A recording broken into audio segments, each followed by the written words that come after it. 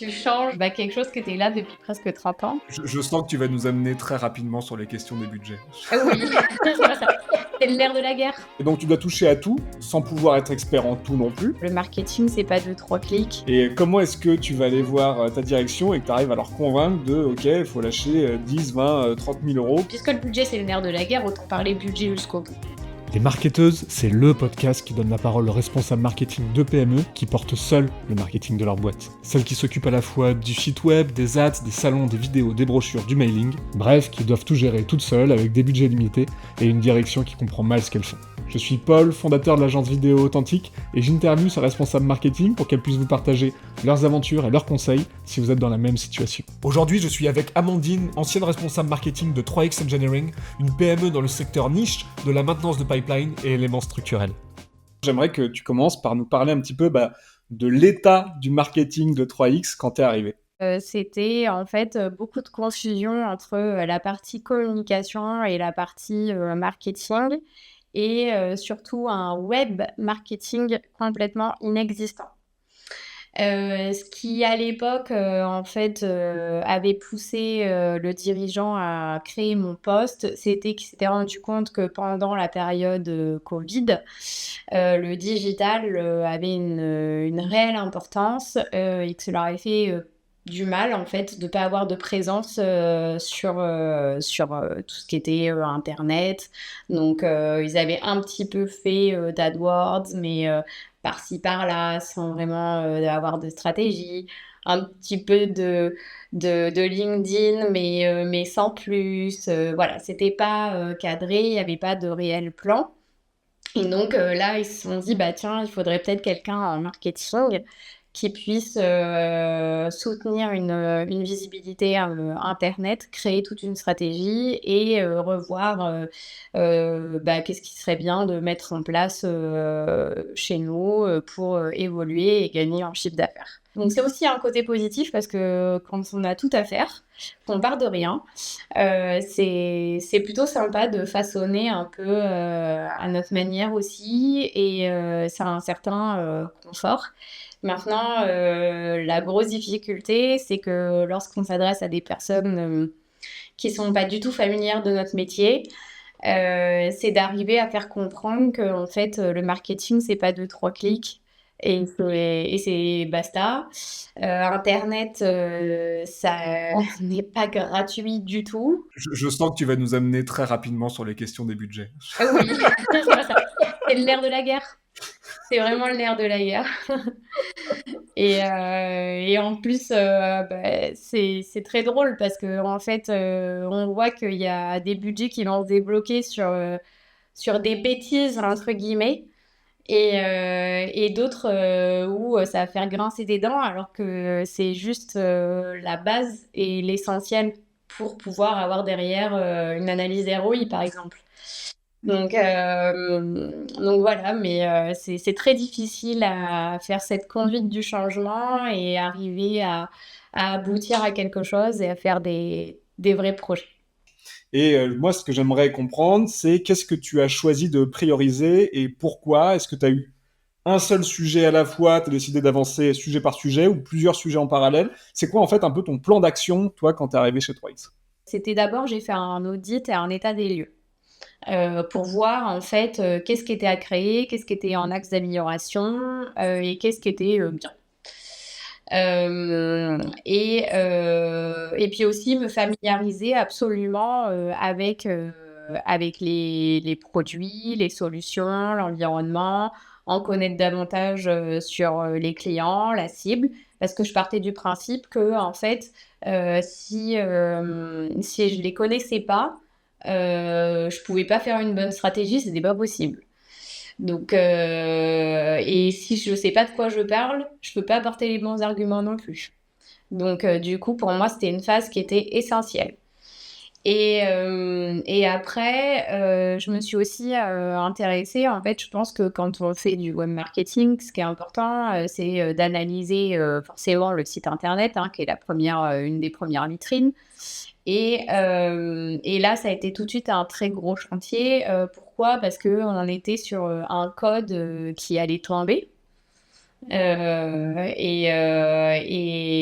et puis où Google était déjà très sévère, donc normal de pas forcément être référencé sur des mots-clés, alors qu'à côté, il y avait des campagnes AdWords. Donc c'était aussi faire le ménage.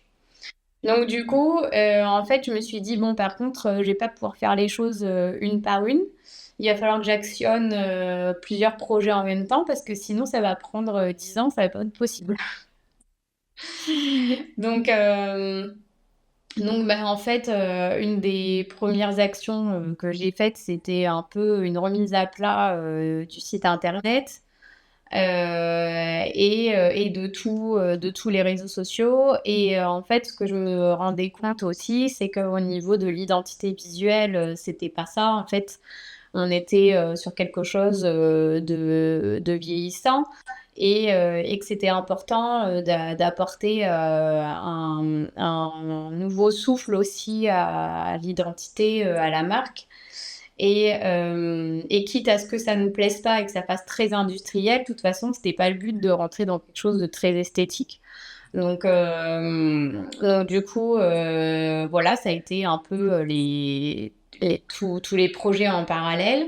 Créer une véritable stratégie digitale, rebrander, refaire le site, avec, toute l'architecture technique aussi, derrière, hein, solliciter le fond bleu, un tel dossier et évidemment, faire en fait, toutes les vidéos qui vont bien qui est un peu en fait le lien finalement entre tout parce que une vidéo on va l'utiliser sur le site internet, une vidéo on va l'utiliser pour la campagne, une vidéo on les utilise pour l'image et une vidéo on les utilise en salle.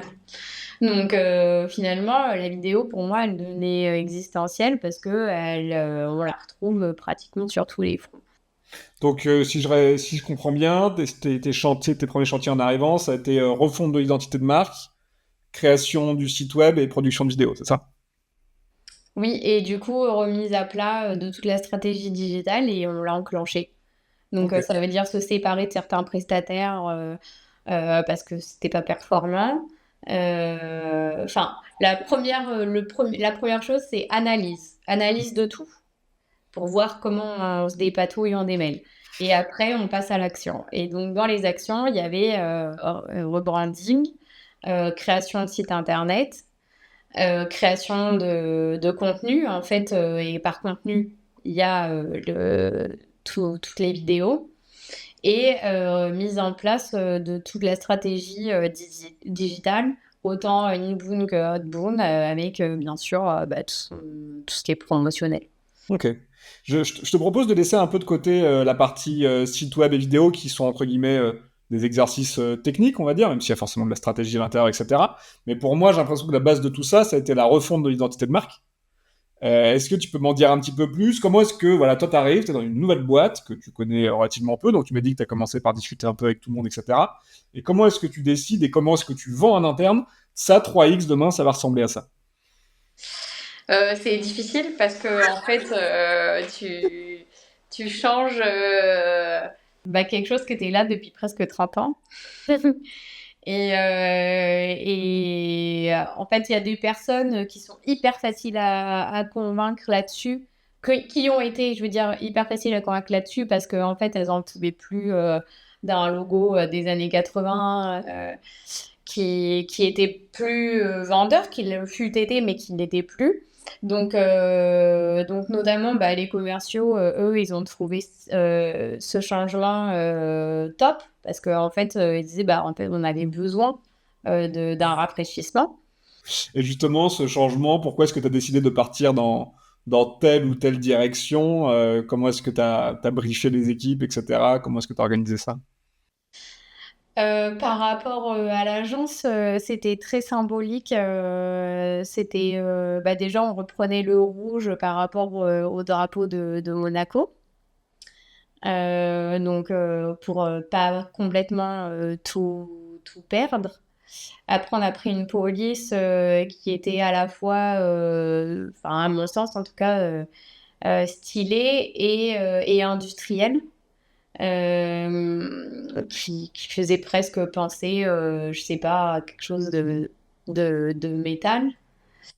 Et puis, du coup, quelque chose aussi de très simple, pas de fioritures ou quoi que ce soit.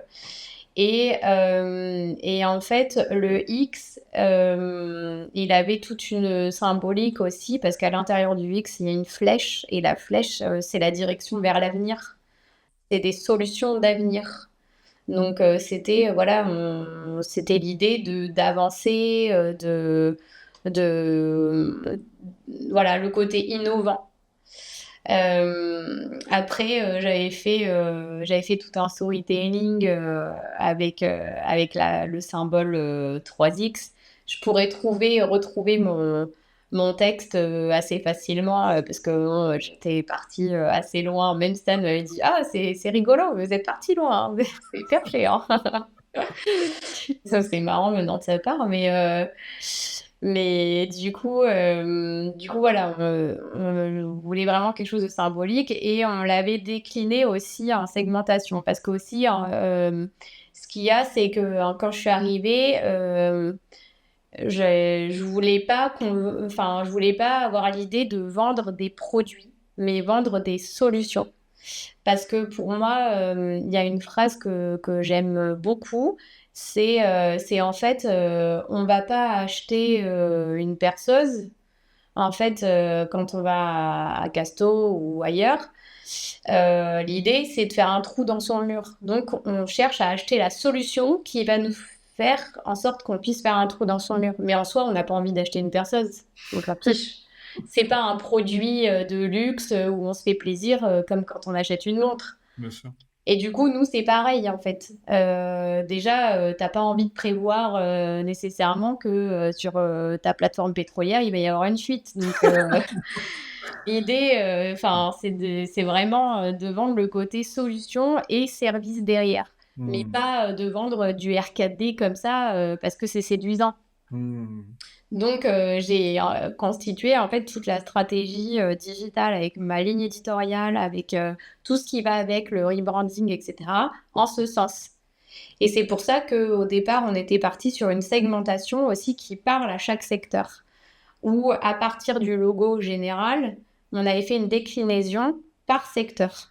Tu as mis en place comme ça toute une segmentation en fonction de tes différents secteurs. Exactement. Et d'ailleurs, les différents acteurs de ces secteurs-là nous avaient dit que c'était plus facile pour eux, c'était une manière de fonctionner qu'ils aimaient bien. Et d'ailleurs, le site avait été aussi construit de façon à ce qu'il puisse y avoir différentes entrées par solution, entrées par secteur, entrées par application. Et ça reprenait un peu ces segmentations et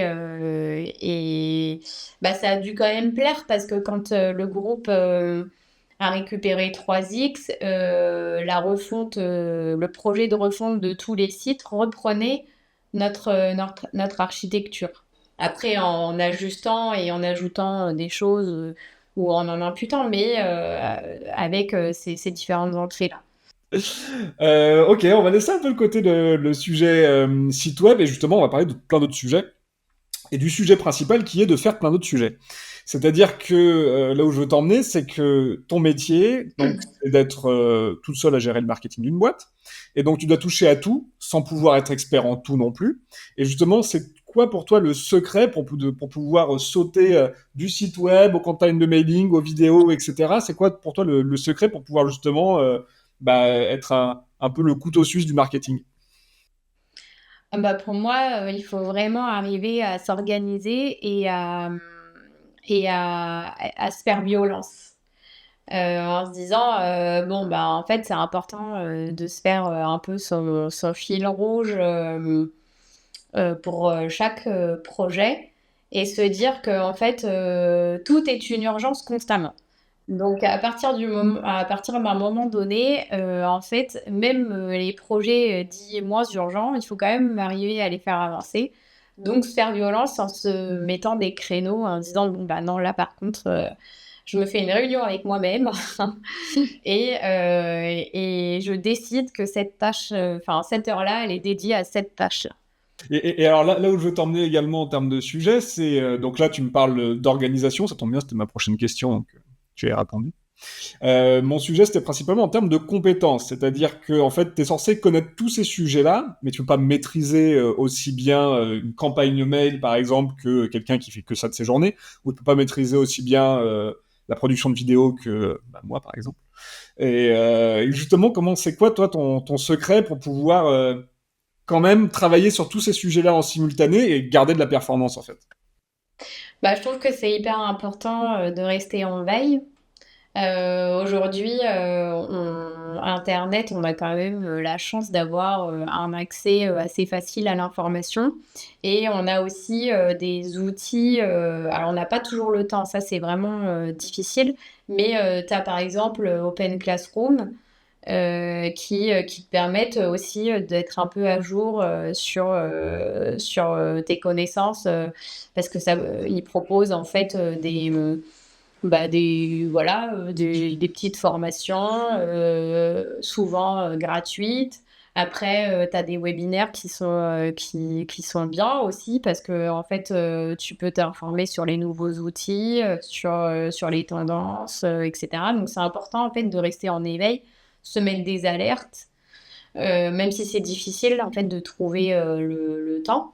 Et après, bah, en fait, du coup, c'est bien de mettre un peu, les mains dans le cambouis, de tester les versions gratuites pour essayer de comprendre quand on est face à un potentiel prestataire, de savoir bah, est-ce que du coup il est sérieux, est-ce qu'il n'est pas sérieux, est-ce qu'il va me raconter des bêtises, est-ce qu'il va profiter que je suis pas une experte à 360 degrés pour me faire avoir. Voilà. C'est important aussi, je pense, de benchmarker avec plusieurs agences pour voir un peu les discours.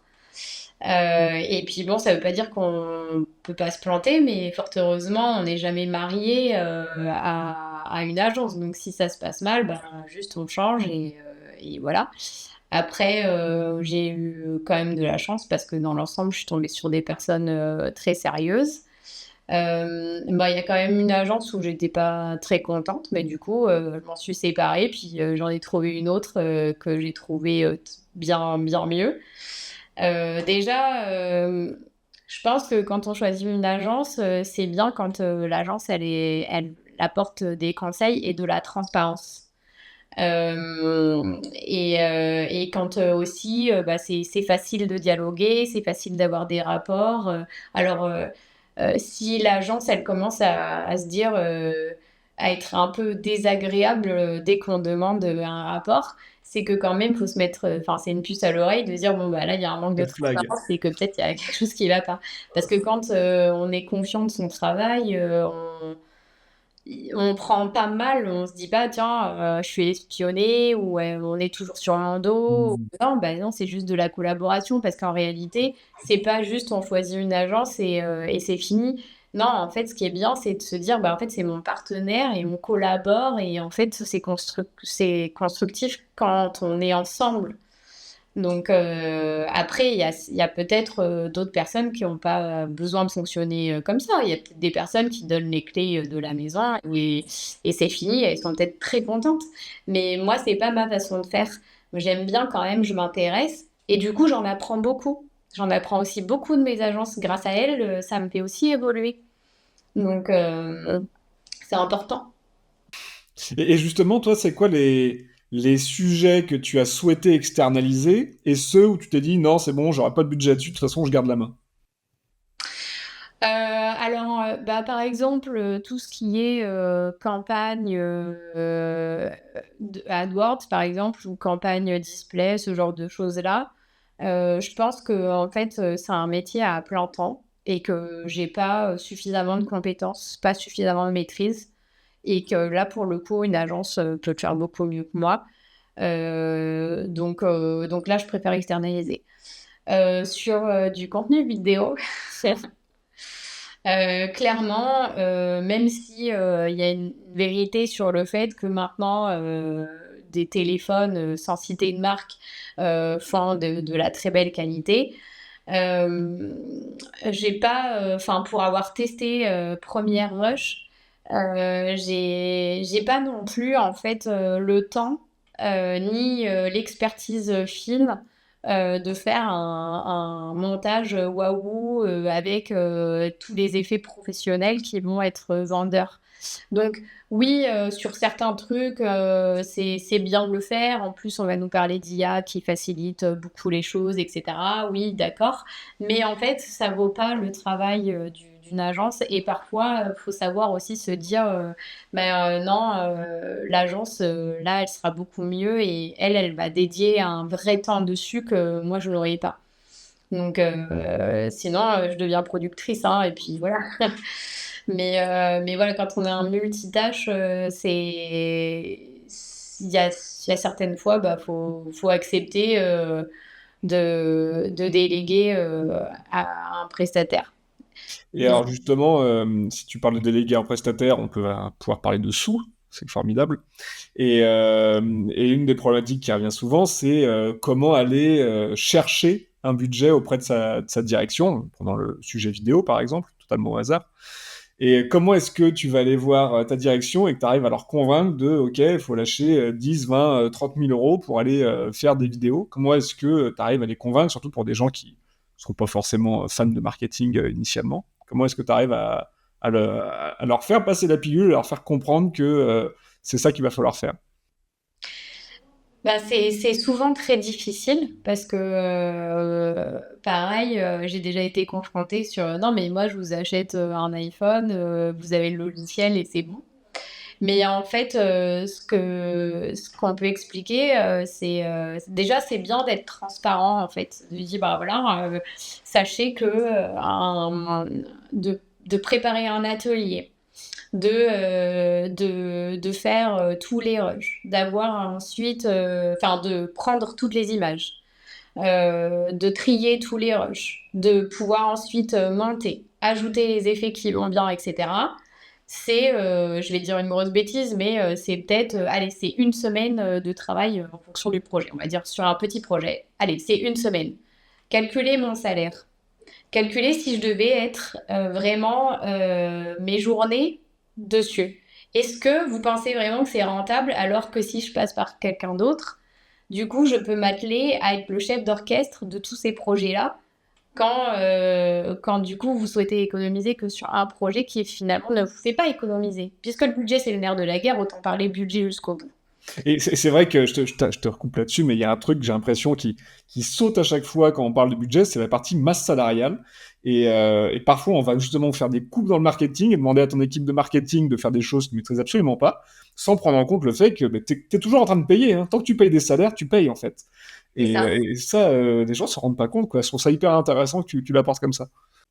Donc ça peut être des arguments. Et puis après, bah, en fait, on se dit aussi, bah, tout travail mérite salaire. Donc oui, quand en fait, ça me prend aussi de la bande passante de faire un atelier d'écriture, mais en fait, ça se paye aussi parce que l'agence, elle y consacre également du temps.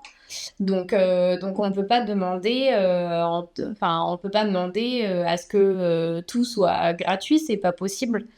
Et après, bah, quand on veut un certain résultat, c'est pour ça aussi que c'est très important, ce que je demande souvent à un prestataire, c'est montrez-moi des projets que vous avez déjà faits pour que en fait, je puisse le montrer.